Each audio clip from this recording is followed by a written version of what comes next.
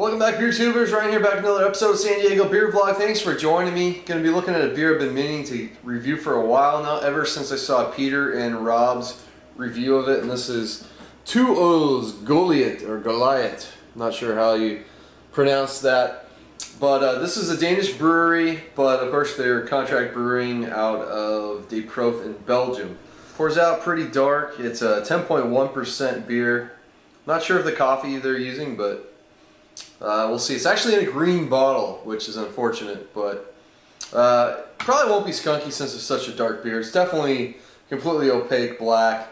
It's got a pretty dark head on there, actually. It's a good light brown. Certainly some alcohol legs, as you expect, 10.1%. Wow, a lot of coffee on the nose. Got there's a little bit of a milk chocolate. There's some dark chocolate on there.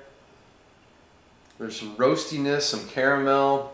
There's this earthy tinge character come from that coffee. Maybe some hops.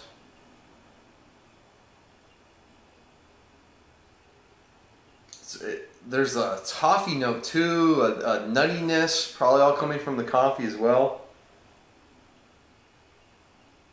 Certainly some darker roast character, almost like a burnt smokiness to it as well. Smells good. Let's stick in. Cheers.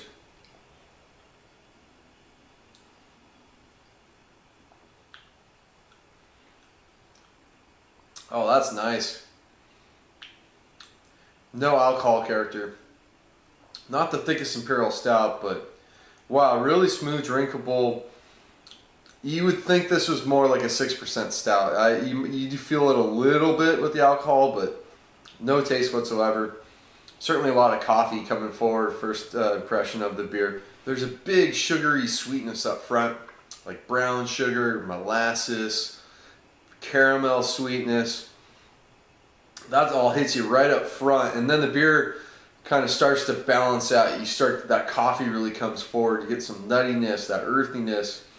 There's like a sweeter milk chocolate going on. There's some darker, more bitter chocolate. There's of course the roastiness in there.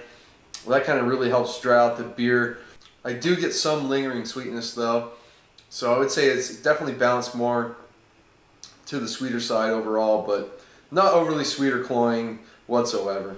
Although I'm sure the coffee's faded since this was bottled, it's very well integrated into the beer. It's not overly present. It's not like you're drinking just an iced coffee, but it gives enough to where you're getting a lot of Imperial Stout, and it adds a sort of mocha character with the coffee in there.